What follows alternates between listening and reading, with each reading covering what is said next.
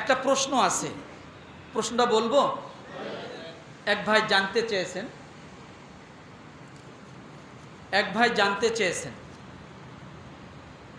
প্রশ্ন হলো, হুজুর সম্প্রতি একজন আলেম যার নাম আহমদুল্লাহ, তিনি বলেছেন নবী সাল্লাল্লাহু আলাইহি সাল্লাম 40 বছর বয়স পর্যন্ত নবী ছিলেন না, 40 বছর বয়সের পর তিনি নবী হন।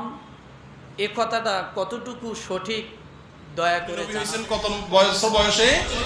40 বছর বয়সে। তাহলে 40 বছর বয়স মানে তো জীবনের মূল টাইমটা প্রায়। তো এই 40 বছর পর্যন্ত উনি নিজে তো নবী ছিলেন না, উনি নবী হয়েছেন। মনে হয় একটু আলোচনা চলছে, তাই না? আসলে আমাদের বোঝার ভুল। কিসের ভুল বলেন তো? কিসের ভুল বলেন? বোঝার ভুল। ভালো করে বুঝুন, উত্তর দিচ্ছি আমি। 1 নাম্বার, আল্লাহ রাসূল সাল্লাল্লাহু আলাইহি সাল্লাম সবার উপরে সর্বপ্রথম নবী। 1 নাম্বার, সর্বপ্রথম কি? নবী। তিনি রুহের জগতেও নবী। নবীদের কাছ থেকে তাকে সাহায্য করার জন্য স্বীকৃতি নিয়েছেন, তখনও তিনি নবী। কথাটা বুঝাইতে পারছি? 1 নাম্বার, ভালো করে বুঝুন। দ্বিতীয় নাম্বারে, এখানে যে প্রশ্নটা করা হয়েছে, এবং আমার এক দিনী ভাই আহমদুল্লাহ সাহেব, তিনি যে বলেছেন রসুল 40 বছর পর্যন্ত নবী ছিলেন না, 40 বছর পরে তিনি নবুয়ত লাভ করে নবী হয়েছেন, এ কথাটা 100% সত্য। এ কথাটা কি কিভাবে সত্য আর কিভাবে রসুল প্রথম নবী, বোঝার জন্য বলে ভালো করে বুঝুন। আপনি একটি বিল্ডিং করবেন, চলে গেছেন ইঞ্জিনিয়ারের কাছে। 1 নাম্বার যুক্তি দিয়ে বোঝাচ্ছি। ইঞ্জিনিয়ার আপনাকে একটা স্ট্রাকচার তৈরি করে দিয়েছে আজকে হলো 24 সাল, কথা ঠিক না? বিল্ডিংয়ের স্ট্রাকচার করেছেন, সব প্রস্তুত করেছেন ইঞ্জিনিয়ারের কাছ থেকে নিয়ে, জায়গা নির্ধারণ করেছেন, কিন্তু কাজ করেছেন আপনি 26 সালে যায়, 27 সালে যায়। তো 27 সালে যখন আপনি কাজ করেছেন, তখন স্থাপিত যখন আপনি লিখতে যাবেন, তখন কি আপনি 24 সাল লিখবেন না 26 সাল লিখবেন? কোন সাল লিখবেন? 26 সাল লিখবেন। তার মানে বোঝা গেল, যেদিন থেকে বাস্তবায়িত হয়েছে, কাজ উদ্বোধন হয়েছে, শুরু হয়েছে, সেদিন থেকে এ ঘরের স্থাপিত শুরু। এর আগে যত প্ল্যানিং হয়েছে, এগুলোর ভিতরে কি? এগুলোর ভিতরে না। আমার ভাইরা, আল্লাহ পাক রব্বুল আলামিন সিদ্ধান্ত নিয়েছেন আমাদের রসুলকে নবী হিসাবে দুনিয়াতে পাঠাবেন, এটা সবার আগের সিদ্ধান্ত।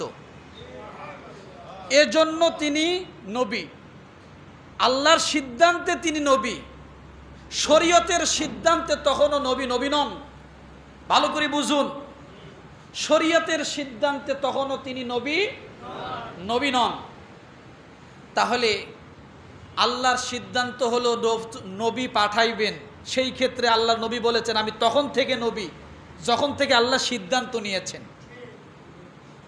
আরেকটি উদাহরণ দেই, আপনারা জন্ম বার্ড লেখেন না? লেখেন কি না? 2টা জন্ম বার্ড আমাদের জীবনীতে আছে। একটা হলো স্কুল প্রাতিষ্ঠানিক জন্ম বার্ড, একাডেমিক জন্ম বার্ড। আর একটা হলো আপনি যেদিন জন্মগ্রহণ করেছেন সেই দিন জন্ম বার্ড, কথা ঠিক না? যারা লেখাপড়া করেছেন ভালো জানেন। কিন্তু আপনি দুনিয়াতে যেদিন আসছেন, সেদিন জন্মগ্রহণ করেছেন, সেই দিন থেকে আপনার জন্মদিন তারিখ লেখা।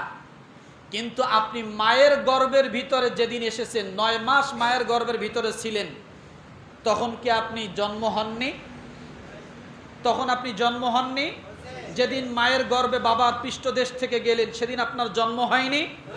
তাহলে এই 9 মাস আপনি জন্ম বার্ডের মধ্যে লেখেন না কেন? মায়ের গর্ভে যতদিন ছিলেন তখনও আপনি সন্তান হিসেবে ছিলেন, ছিলেন না?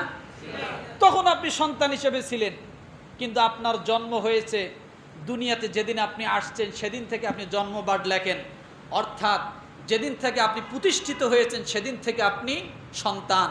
মায়ের গর্ভে যতদিন ছিলেন ওই 9 মাস আপনি কখনো জন্মদিনের মধ্যে জন্মবার্ডের মধ্যে লেখেন না, তার মানে আপনি তখনও প্রতিষ্ঠিত হননি। আল্লাহ রসুল সাল্লাল্লাহু আলাইহি সাল্লাম 40 বছর তিনি নবী প্রতিষ্ঠিত নন, ভালো করে বুঝুন। আবার তিনি কোনো নবীর অনুসারীও ছিলেন না। কি ছিলেন না?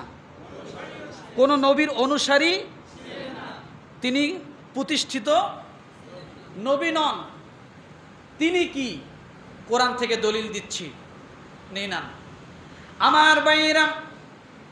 আল্লাহ পাক রব্বুল আলামিন সূরা দোহায় বলেন, ওয়াজাদাকা দাল্লান ফাহাদা ওয়াজাদাকা আইলান ফাআগনা। এই 40 বছর নবী কি ছিল আমি সেটা বলছি। এই 40 বছর আল্লাহ বলেন, হে নবী, ওয়াজাদাকা দাল্লান ফাহাদা, আপনি হেদায়েতকে খুঁজতেছিলেন, কিন্তু তখনও আপনি হেদায়েত পাননি। আমি কি আপনাকে হেদায়েত দেইনি? বোঝেন তাহলে 40 বছর রসুল কি করছেন? হেদায়েত খুঁজতেছিলেন, তখনও তিনি হেদায়েত পাননি। এই 40 বছর রসুলের কাজে ছিল হেদায়েত খোঁজা। কি ছিল? দ্বিতীয় দলিল দিচ্ছি আমি না, সূরাতুশ শূরা আয়াত নাম্বার 52, ওয়াকাযালিকা আওহাইনা ইলাইকা রূহাম মিন আমরিনা মা কুনতা তাদরি মাল কিতাবু ওয়ালাল ঈমান।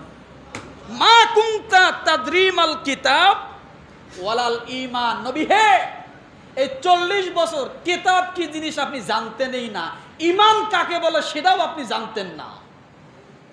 কে বলেছে কথা? কোন সূরা? সূরাতুশ শূরা কত নম্বর আয়াত?